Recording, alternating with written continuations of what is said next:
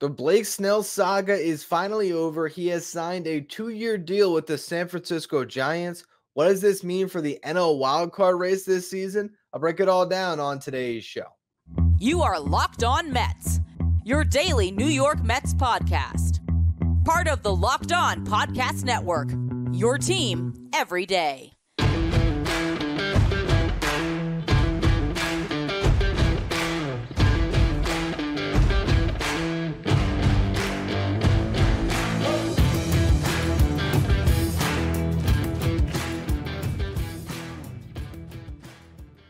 Hello to all you amazing Mets fans. You're watching Locked On Mets, part of the Locked On Podcast Network, your team every day.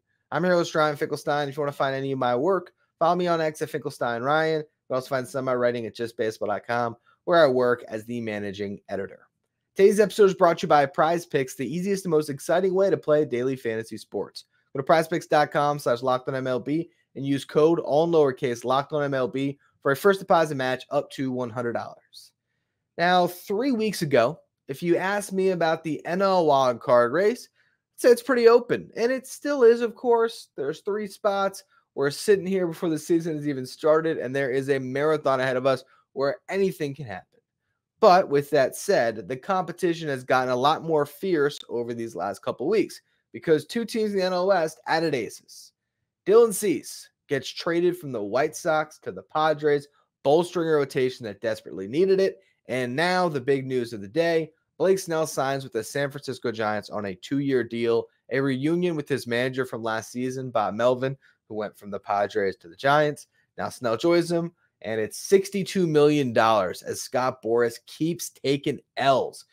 Originally in the offseason, it was, hey, Bellinger's going to sign for $200 million, gets $80 and a 3-year deal. Matt Chapman, going to get $150. He got $54 on a 3-year deal. And now, here comes Snell. He's going to get $250 plus, and he ends up getting $62 million on a weird deal. I think the structure is like a $17 million signing bonus that's paid in January of 2026. I don't get how they came to that. Bottom line, the Giants continue to get better. And they now have used their patience to nab Blake Snell, Matt Chapman, Jorge Soler. If you're a cynical Mets fan or a frustrated Mets fan, pessimistic Mets fan, whatever you want to call it, Mets fan that does not trust the vision of this front office, you can look at all 3 of those deals and say, man, they'd look good on the Mets. And they would. They would. But you also can understand why it didn't make sense for the long-term vision. For Snell, while he would have been amazing, you could say, a short-term deal, why didn't they do this? They're giving up draft picks, international bonus pool money. And so I understand why they didn't want Snell. Same thing with Chapman. I believe he was a qualified offer free agent as well, so he would have lost draft picks there. And then, of course, Jorge Soler, I think the Mets were in the mix to some extent, but a 3-year deal for a DH only, again, that's why I get what the Mets have done. But with all of that said, now you look at this wild card race. It's pretty competitive. Look at that NL West division. You got the Dodgers who are going to win it. You have the Giants who are clearly going for it. You have the Padres who are going for it. And then, of course, you have that other team. Where did they finish last year? Oh, the Arizona Diamondbacks in the World Series. And they had an aggressive offseason. 3 of the more aggressive teams in Major League Baseball have been out in that division. Actually, 4, because there's still the Dodgers who got Yamamoto and Ohtani. You look at the Central, and, we'll talk Central and East in the next segment. I actually want to focus this segment squarely on the NL West. What have these moves done for the wild card race? So look at the Padres, right? Getting Dylan Cease. They now have a rotation that's Yu Darvish, Joe Musgrove, Dylan Cease, Michael King, and then Johnny Brito. That is a really good top 4 in that rotation. They still have Bogarts, Tatis, and Manny Machado in that starting lineup. Jake Cronenworth can have a bounce back year. Hae-Sung Kim had a breakout year last year. He can try to build off that. They're going to roll Jackson Merrill, a top prospect in center field on opening day. He's not even 21 years old yet. That could be great for them. That could be bad. Who knows? Luis Campusano behind the plate, another guy that was a top prospect for a while. He might have a breakout season. They have Jurickson and Profar for a little bit of a higher floor. They got a decent team. I think they have a very top-heavy team. There's some question about the depth. Their bullpen, they're relying a lot on guys they signed this offseason, and Yuki Matsui and Musuk Go, a couple international free agents. But if they're good, and you still have Robert Suarez, and they also added Wandy Peralta, this Padres team can be really good. Last year, they were a disaster like the Mets, but you look at like Pythagorean win-loss record for how many runs they scored to what their record ended up being. They were very misfortunate last year with the record that they had. And they certainly project to be much better this year just because it can't be as bad as it was.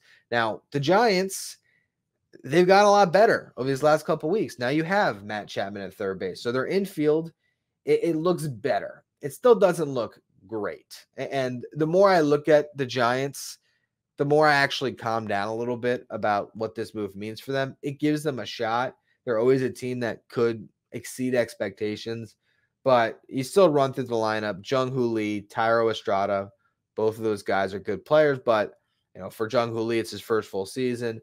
Thairo Estrada, he's good, but it's not like he's an all-star. Lamont Wade, solid hitter. Jorge Soler, obviously could have a huge year. Michael Conforto, we'll see what he brings now. Can he have a bounce back after a rough first year coming off the shoulder surgery? Matt Chapman, Mike Yastrzemski, Patrick Bailey, and then right now they got Nick Ahmed listed as their starting shortstop at Roster Resource on FanGraphs. Don't know if that's going to hold. You got Wilmer Flores to rove off the bench. They got a good team is the bottom line here. And they have in the rotation Logan Webb, Blake Snell, Jordan Hicks, I think could be very interesting trying to be a starting pitcher for the first time over a full season, guy who had electric stuff as a reliever. They're another team that could be really good. And then you have the Diamondbacks, who got Erod Eduardo Rodriguez to pair with Zach Gallen and Merrill Kelly, and they still have Brendan Pfaadt, who looked horrible in the regular season, then looked amazing in the playoffs. And they added Jock Peterson and Grichuk to help their DH spot out, maybe a little bit of platoon. They bring back Lourdes Gurriel Jr. They trade for Eugenio Suarez. They still have Corbin Carroll, Ketel Marte, Gabby Moreno, Christian Walker, the core that got them to the World Series last year. They look like a good team. They have a full season of Paul Sewald as their closer. Their bullpen was strong in the playoffs. So you look at those three teams, and you figure at least one of them is going to grab a playoff spot, maybe two. And if two do grab a playoff spot, and you have the Braves and the Phillies, with the Phillies projected to grab a playoff spot, guess what? There's no playoff spots left. So that's what I want to go through next here. The Central and the East, and just really thinking about the realistic chance that the Mets have here to make a run this season compared to these other rosters that certainly have better frontline pitching. That's clear. Can the Mets make up for that in other areas? We'll talk about that a little bit more in the next segment. First, though, today's episode is brought to you by Prize Picks. Testing your skills on Prize Picks this season is the most exciting way to play daily fantasy sports. If you have the skills, you can turn $10 into $1,000 with just a few taps, because it's daily fantasy sports made easy, where you pick more or less than on 2 to 6 player stat projections and watch the winnings roll in. So in a regular season game, Mets versus Giants, you could pick more on Francisco Lindor hits and Luis Severino strikeouts and less on Michael Conforto hits.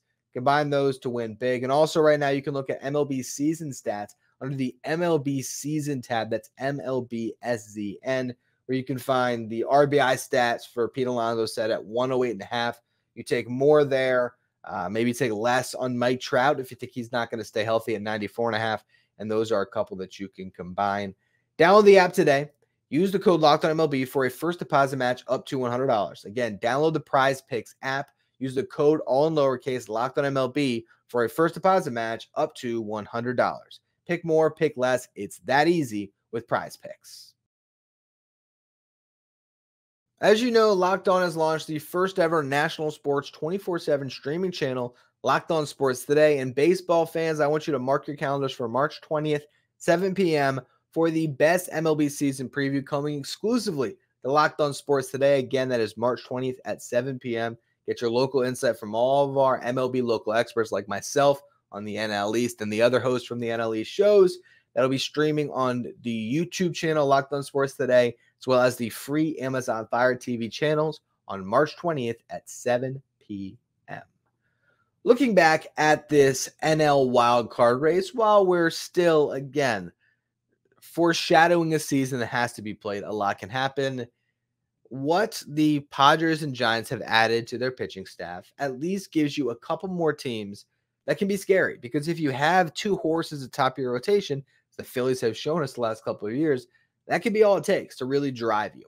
And so as you think about three teams going for it in that division outside of the Dodgers who are expected to win it, that's a lot of teams in the mix for this wild card race. Because then you go to the NL Central.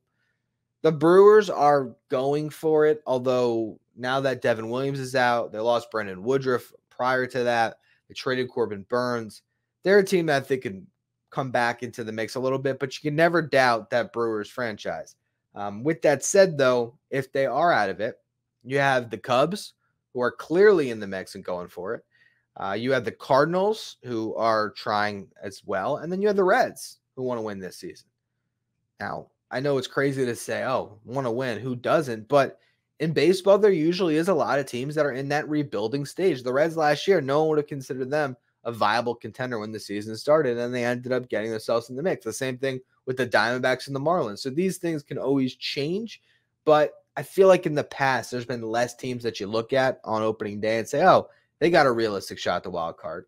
There's teams that always surprise, but right now there's just so many that feel like they really have a legitimate shot. You look at the Cubs, they got Justin Steele and Shota Imanaga atop their rotation. Behind that, they got Kyle Hendricks, Jordan Wicks, Hayden Wesneski, Jamison Tyone hurt, but not a serious injury. I don't know if they're the best rotation. I don't know if their lineup itself can just carry them, but they certainly seem like a team that wants to go for it. And if they're in the mix of the deadline, they can make some moves. Look at the Cardinals. They bring in Sonny Gray this offseason, as well as Lance Lynn and Kyle Gibson. It did help their rotation depth for sure, giving them some innings eaters. When you still have Paul Goldschmidt, Nolan Arenado, Brendan Donovan, Nolan Gorman, Wilson Contreras, Jordan Walker, who could have a breakout season. They have a lot of talented players in that lineup. The Cardinals should be better this year. And then you got the Reds, who have just taken some real hits. TJ Friel is going to be out for a couple months with a wrist fracture. If you're not aware of his name, he had a really nice breakout season last year in center field for them. So that's now one area of concern. And they also lost their stud third base prospect, Noelvi Marte, who would have been their opening day third baseman, to a steroid suspension. So they're not looking quite as formidable, but they got a lot of young talent. So if two teams make it in the Central and then two teams make it out west, well, then you get to the point where you need to be the second best team in your division to be a wild card team. That's ultimately, I think, what this new system sets you up to be. If you're the second best team in your division, there's 3 wild card spots. There's a pretty good chance you are going to make it, unless your division's just bad.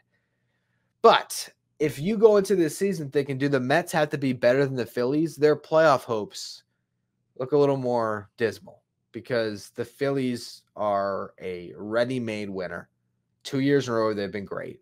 They're going to get a better version of Trey Turner this season, a full year out of Bryce Harper at first base. Kyle Schwarber can finally be a DH only, because they have enough depth in the outfield now with the debut of Johan Rojas last year, with Brandon Marsh out there, Nick Castellanos, and then they signed Whit Merrifield to just give themselves a utility guy that can fill a lot of different holes. Their rotation, they got Nola and Wheeler. That's as good as it's going to get in the game. Ranger Suarez as their 3 is solid. Christopher Sanchez could impress.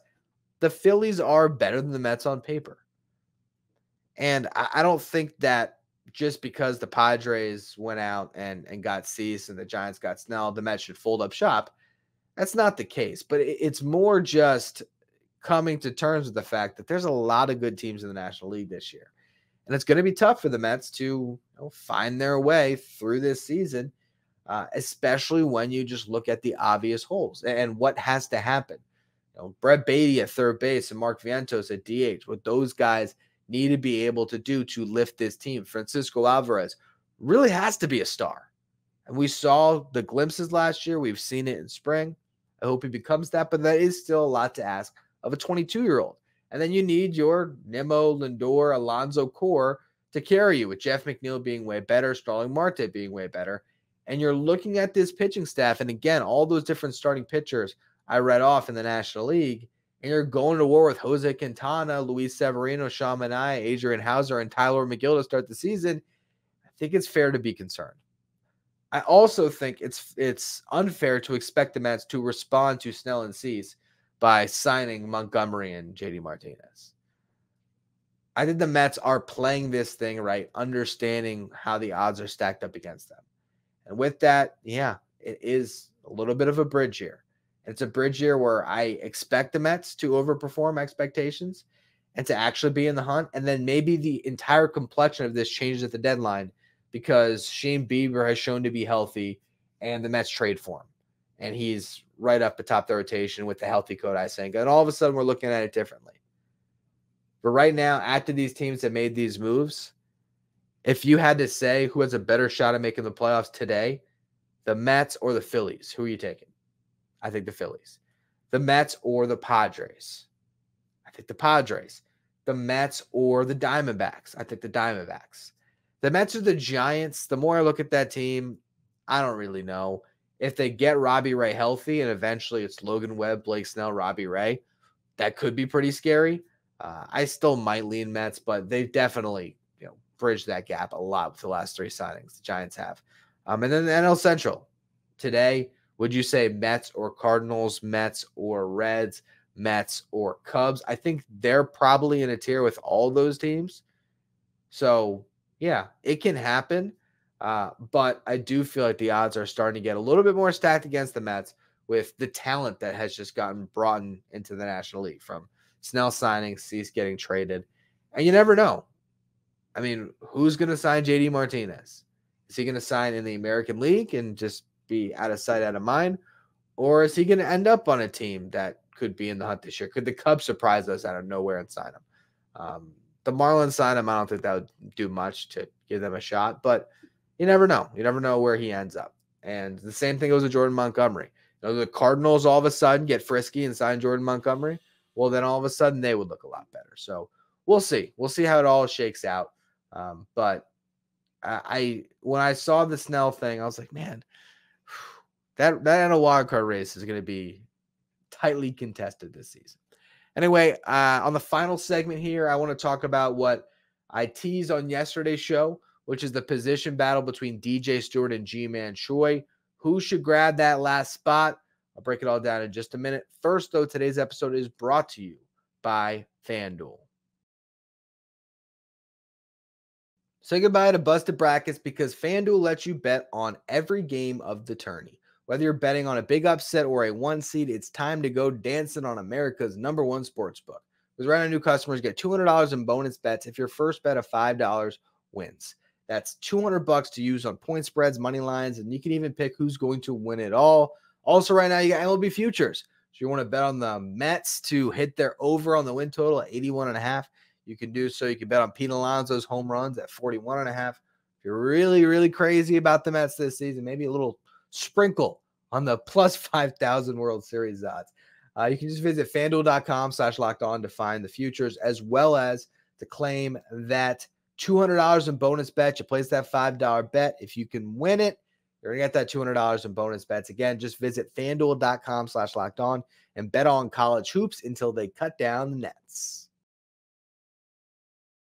Today's episode is brought to you by Amazon Fire TV. Fire TV offers amazing viewing experiences with smart TVs, as well as the Fire TV stick that you can plug into your existing TV that provides access to millions of movies and TV episodes, as well as free and live TV. Whether it's the opening weekend for baseball, a college basketball tournament, you're going to want to find the Fire TV channels, which have recently been created to deliver a constant supply of the latest video from your favorite sports brands, all for free. That includes all of us at Locked On and most of the big pro leagues and college conferences as well. Fire TV channels let you dive into all the game analysis, highlights, and more to keep up to date with all the latest in the world of sports. If you haven't checked out Fire TV channels, you should. To learn more, visit www.amazon.com/LockedOnFireTV. So who should grab the last bench spot? Is it G-Man Choi or DJ Stewart? I think the competition is pretty much down to them.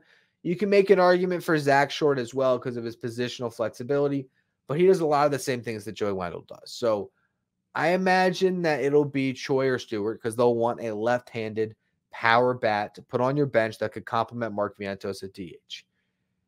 Now, Choi's having the slightly better camp. His OPS is 771. Stewart is 573. I say slightly better because you look at the overall numbers. Choi is 6 for 27 with 6 walks. Stewart is 5 for 30 with 3 walks. So the OPS is better because he's walked more and he's hit for a slightly better average, but that's a single hit basically. If DJ Stewart goes 3 for 4 tomorrow with a home run and a double, these numbers are going to be pretty comparable. So I don't want to get too carried away by just spring stats.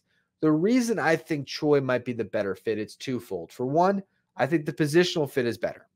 And the reason I believe that is he can be the Mets' backup first baseman. DJ Stewart does not have the experience to be an upgrade over P defensively. And metrics last year, and it was small sample size on Choi, they liked Pete a little bit better than Choi. Throughout his career, Choi's defensive metrics aren't incredible.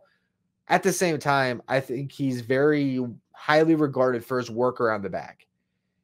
He's a great, scooper. He has amazing stretches. And when you have Brett Beatty and Mark Vientos over at third base, I think having Choi at first base is attractive. In the game I went to on Sunday, Mark Vientos, short hopped him and Choi made it look easy. Nice pick for him. So I think having that good target there and that plus defender in some ways is something the Mets will value.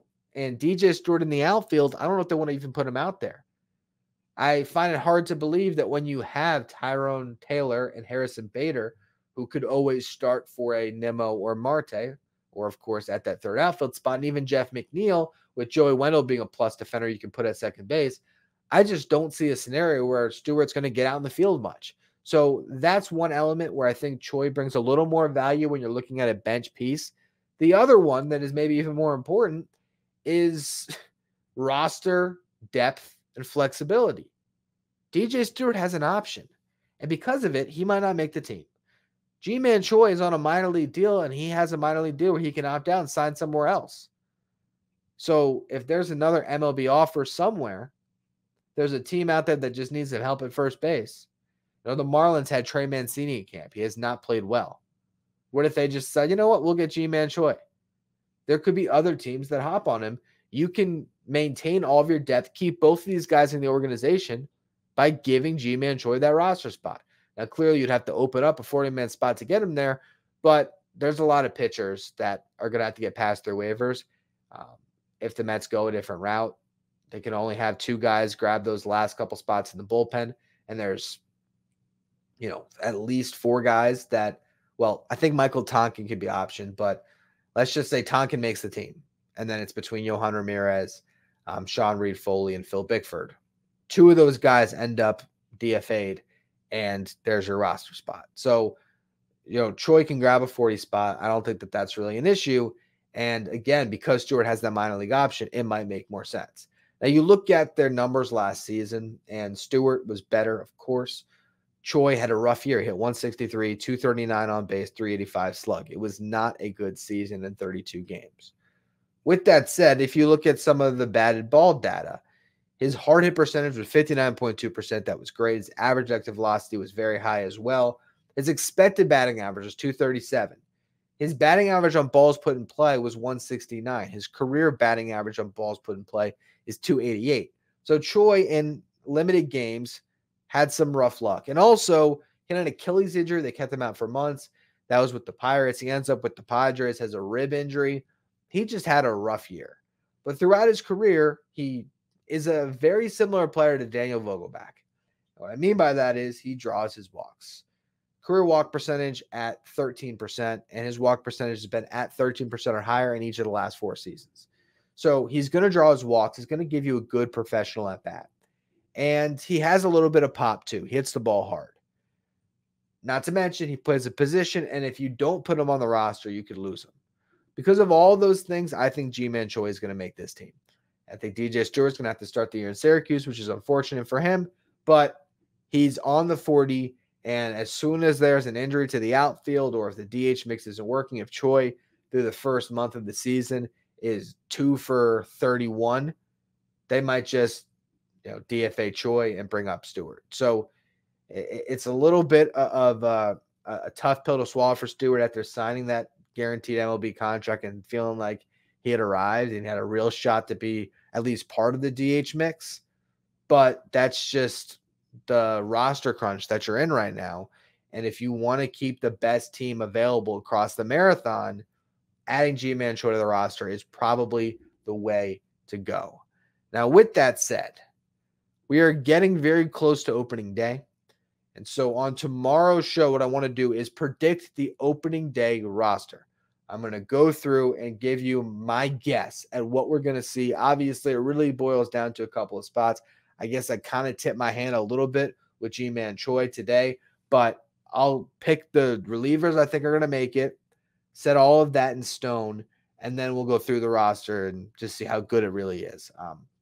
As always, though, thank you all for listening. Also, I wanted to mention, polls on YouTube. I want to start incorporating this in the show. There's going to be a poll today. Who would you rather see on the roster, G-Man Choi or DJ Stewart? So if you want to vote on that, just find the channel on YouTube, or it might just show up in your news feed on YouTube, and you can vote. Yesterday's poll question was, if Mark Vientos were to hit 40 home runs but get on base at a 250 clip, would you call that a successful season?